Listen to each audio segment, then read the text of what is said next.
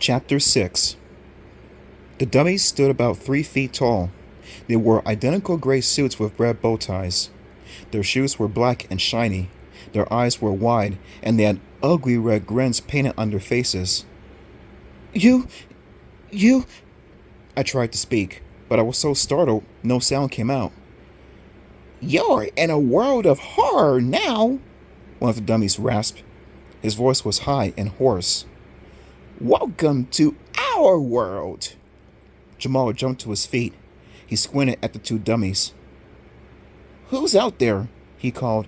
Who was making them talk? Who was pulling your string? One of the dummies cried. We'll be asking the questions from now on, his twin exclaimed. Kelly backed away from the garage door. Jamal stood frozen, gaping at them in confusion. I laughed. Is that you, Dad? I called. Very funny. You scared us. For a second. No reply. The dummies grinned at us with their painted red lips. I saw that one had olive green eyes, the other black. Otherwise, you couldn't tell them apart. The green-eyed dummy took a step into the garage. He seemed to be walking without anyone controlling him. Dad? I called. Are you out there? It's remote controlled, Jamal said, squinting hard at it. Like those remote control cars we had when we were kids. Like the drone we're building, Kelly said.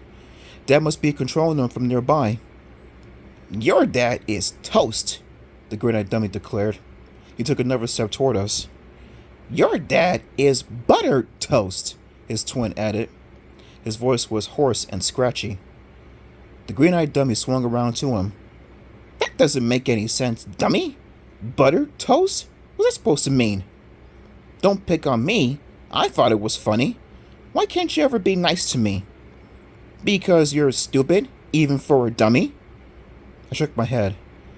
Dad, I shouted. We're enjoying your comedy act, but it's getting lame. No reply.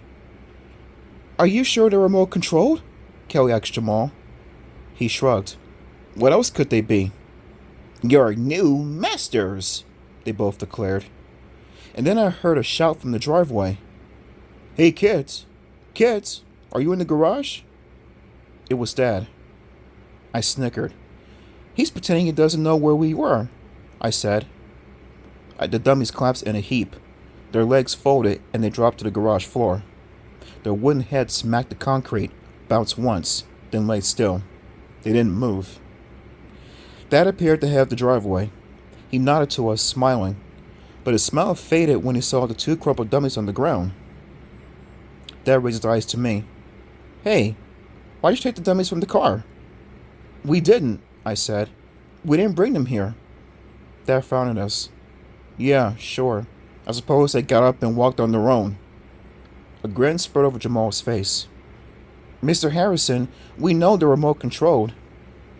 My dad rubbed his beard with one hand. Dad has a short, salt and pepper beard over most of his face. His black hair is swept straight back off his broad forehead. He has pale blue eyes that always seem to be studying you, like they're beaming right into you. He's very slim, and he looks much younger than his age, 40. He dresses like a young person, too. He wears the same outfit every day. A black rock and roll band t-shirt over straight-leg jeans. Jamal, check out the dummies, Dad said. They're not remote controlled. They're not robots or anything. They're just dummies. Jamal walked over and picked one up.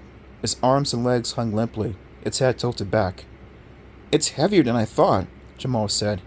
He squeezed the dummy's middle. No controls. But Dad, Kelly started. They walked into the garage, I said, and they talked to us. You did their voices, right? Dad shook his head.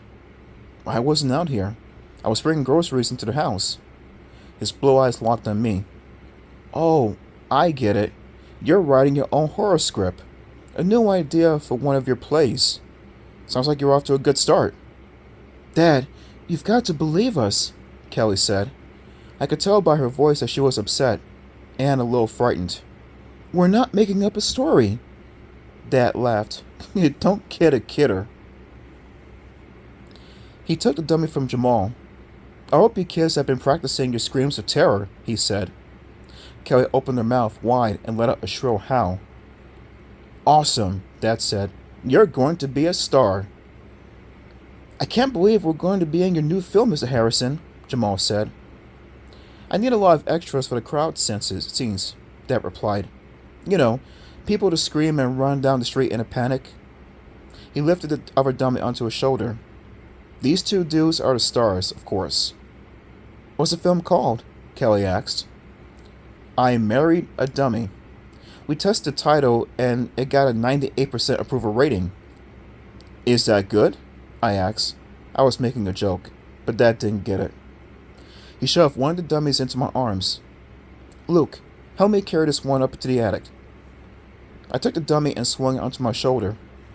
I began to follow Dad to the house. As I walked, the wooden hand bounced against my arm. I stopped when I felt hard wooden fingers wrapped around my wrists. Whoa! The fingers tightened till they were digging into my skin. Dad! I cried. Dad, help! It's hurting me!